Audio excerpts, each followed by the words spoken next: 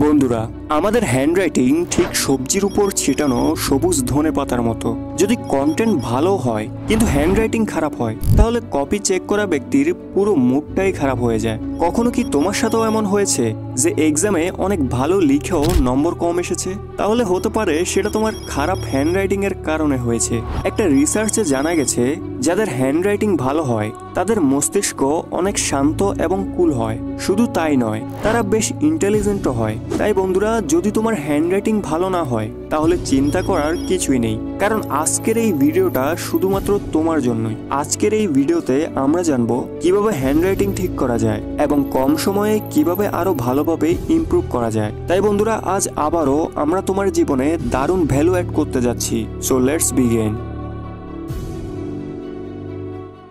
বন্ধুরা, হ্যান্ডরাইটিং ঠিক করার অনেকগুলো উপায় থাকতে পারে, কিন্তু আজ আমরা এমন কিছু ভ্যালুয়েবল এবং জেনুইন ট্রিক নিয়ে কথা বলবো যা একদম প্র্যাকটিক্যাল, আর এগুলো ফলো করলে সহজেই নিজের হ্যান্ডরাইটিং উন্নত করা সম্ভব। হ্যান্ডরাইটিং সংক্রান্ত বিষয়ে আমরা অনেক এক্সামিনার এবং কপি চেক করা শিক্ষকদের সঙ্গে কথা বলেছি।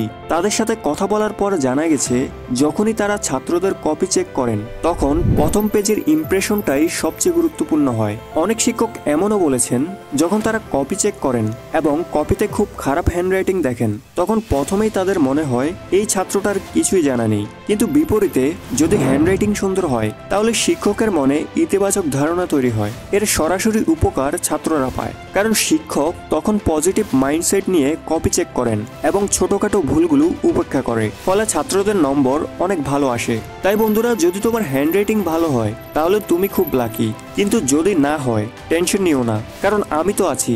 এখন জানবো কিভাবে হ্যান্ডরাইটিং উন্নত করা যায়। টিপস নাম্বার 8, সবার প্রথমে লিখতে বসার ভঙ্গি বা সিটিং পজিশন ঠিক করতে হবে, কারণ যদি আমরা সঠিকভাবে না বসে লিখি তাহলে আমাদের লেখায় প্রভাব পড়ে এবং হ্যান্ডরাইটিংও ভালো আসে না। যদি আমাদের বসার পজিশন ঠিক হয় তাহলে ভালো হ্যান্ডরাইটিং তৈরি হয়। তাই সবসময় লেখার সময় কমফোর্টেবল হয়ে বসো। আমরা অনেক সময় দেখি কেউ কেউ খাতা বা কপি কাত করে লেখে, ফলে তাদের হ্যান্ডরাইটিংও কাত হয়ে যায়। আবার কেউ কেউ টেবিলের উপর মাথা রেখে লেখে। তুমি নিজেই বলো, যদি কেউ টেবিলের উপর মাথা রেখে লেখে বা গলা ঝুঁকিয়ে লেখে তাহলে তার হ্যান্ডরাইটিং ভালো হবে কিভাবে? তাই এই ভুল একদমই করবে না। সবসময় সঠিক পজিশনে বসে লেখো, যেন লেখার সময় আমরা কমফোর্টেবল ফিল করি। টিপস নাম্বার 7, আমাদের হ্যান্ডরাইটিং কেমন হবে তা অনেকটাই নির্ভর করে আমরা কলম কিভাবে ধরি তার উপর। যখন আমরা কলম খুব জোরে ধরে লিখি তখন দুটো সমস্যা হয়। 1, হাত দ্রুত ব্যথা করে।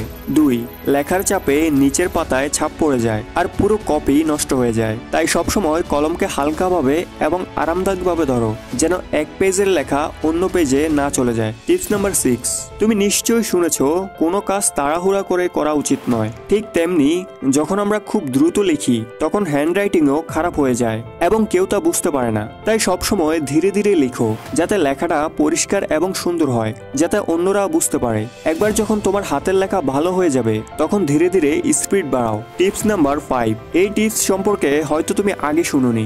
লিখতে গিয়ে আমরা সাধারণত শুধু আঙুল নাড়াই, কিন্তু পুরো হাত নাড়াই না, ফলে হাত দ্রুত ব্যথা করে এবং লেখাও খারাপ হয়। এখন থেকে লিখতে গেলে পুরো হাতকে মুভ করো, এতে হাত ব্যথা করবে না এবং দীর্ঘ সময় পরিষ্কারভাবে লিখতে পারবে। এটা করে দেখো, ফলাফল তুমি নিজেই দেখবে। টিপস নাম্বার 4, পরবর্তী পয়েন্টে যাওয়ার আগে একটা প্রশ্ন করতে চাই। ভাবো একটি ঘরে অনেকগুলো বল এদিক সেদিক ছড়িয়ে আছে, আর অন্যদিকে পাশের ঘরে সব বল লাইন করে সাজানো আছে। দুটোর মধ্যে কোন ঘরটা দেখতে ভালো লাগবে? অবশ্যই যেখানে বলগুলো সুন্দরভাবে সাজানো। একদম সেম ভাবে লেখার সময় যদি শব্দগুলোর মাঝে সমান ফাঁকা না রাখো তাহলে আমাদের লেখাটাও ভালো দেখাবে না। তাই শব্দের মাঝে সবসময় সমান ফাঁক রাখো, না খুব বেশি না খুব কম। ব্যালেন্স রাখলে লেখাটা সুন্দর দেখাবে। অনেক সময় আমরা শব্দের মাঝে কম গ্যাপ রাখি অথবা অনেক বেশি গ্যাপ রাখি, যার ফলে হাতের লেখা ততটা আকর্ষণীয় লাগে না। অন্যদিকে আমরা যদি সকল শব্দের মাঝে একটা নির্দিষ্ট গ্যাপ রাখি তখন আমাদের হাতের লেখা অনেক বেশি আকর্ষণীয় দেখাবে। টিপস নাম্বার 3, বন্ধুরা, যেমন পরিষ্কার পানিতে সবকিছু স্পষ্ট দেখা যায় তেমনি পরিষ্কার পেজেও হ্যান্ডরাইটিং ভালো দেখায়। যদি পেজ নোংরা হয় তাহলে যত ভালো লেখো না কেন ভালো লাগবে না। এখন তুমি এই দুটো হাতের লেখা দেখো। প্রথম হাতের লেখায় পেজ অনেক নোংরা, এজন্য লেখা সুন্দর লাগছে না, কিন্তু দ্বিতীয় হাতের লেখায় পেজ অনেক পরিষ্কার, এজন্য হাতের লেখা অনেক আকর্ষণীয় লাগছে। তাই সবসময় পরিষ্কার পেজে লেখো, কারণ পরিষ্কার পেজ প্লাস ভালো রাইটিং সমান সমান দারুণ ইমপ্রেশন। টিপস নাম্বার 2, অ্যারিস্টটল বলেছিল অভ্যাসই শক্তি, অভ্যাসই দক্ষতা আনে। প্র্যাকটিস ছাড়া কেউ পারফেক্ট হতে পারে না। তুমি নিজেও নিশ্চয়ই লক্ষ্য করেছো অনেকদিন কিছু না লিখলে হাত কেমন শক্ত লাগে এবং হ্যান্ডরাইটিংও খারাপ হয়। তাই প্রতিদিন কিছু না কিছু লিখে প্র্যাকটিস করো।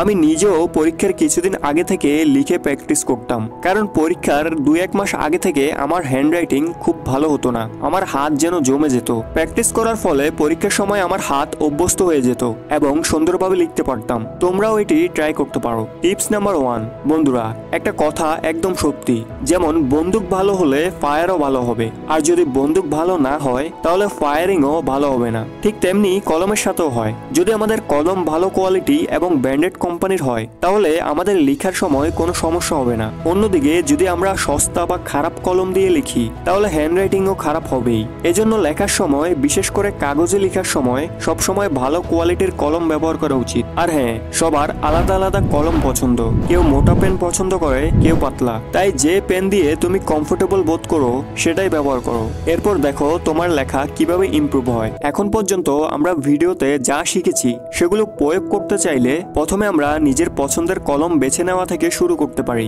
সবার আগে তোমার মন মতো কলম বেছে নাও। এরপর লেখার জন্য একটি পরিষ্কার পেজ নাও। তারপর লেখা শুরু করো। লেখার আগে সঠিক পজিশনে বসো, আর লেখার সময় সবসময় ফোকাস রাখবে যেন শব্দের মাঝে সমান গ্যাপ থাকে, আর কলম ধরার অ্যাঙ্গেল যেন সঠিক হয়। আর যখন লেখা শুরু করবে, শুরুটা আস্তে আস্তে করো। একবার যখন তোমার প্র্যাকটিস হয়ে যাবে তখন তুমি ইজিলি লিখতে পারবে, আর তোমার হাতের লেখা এখনকার তুলনায় অনেক ইমপ্রুভ হয়ে যাবে। আর একটা কথা বলতে ভুলে গেছি, অনেক সময় যেটা হয়, অনেক স্টুডেন্ট ভালো লিখে, তাদের হাতের লেখাও ভালো, কিন্তু কলম থেকে বের হওয়া কালি অনেক সময় পাতলা হয়ে যায় এবং পেজে লেগে লেপটে যায়, যার কারণে হাতের লেখা অনেকটাই খারাপ হয়ে যায়। এজন্য সবসময় ছোট কাপড়ের টুকরো বা রুমাল নিজের সাথে রাখবে, আর মাঝে মাঝে কলমের নিব পরিষ্কার করবে। বন্ধুরা, এই ভিডিওর সাহায্যে আমি তোমার লাইফে অনেক ভ্যালুয়েবল বিষয় অ্যাড করার চেষ্টা করেছি, আর এর বিনিময়ে আমি তোমাদের কাছে বেশি কিছু চাই না, শুধু একটি লাইক চাই। এতটুকু তো দেওয়াই যায়। তো আজ এই পর্যন্তই। ভিডিওটি ভালো লাগলে শেয়ার করতে পারো, আর তোমার মূল্যবান মতামত কমেন্ট করে জানাবে। ধন্যবাদ ভিডিওটি দেখার জন্য। এরকম ইম্পর্টেন্ট ভিডিও মিস করতে না চাইলে চ্যানেলটি অবশ্যই সাবস্ক্রাইব করে বেল আইকন অল করে রাখো। Thanks for watching.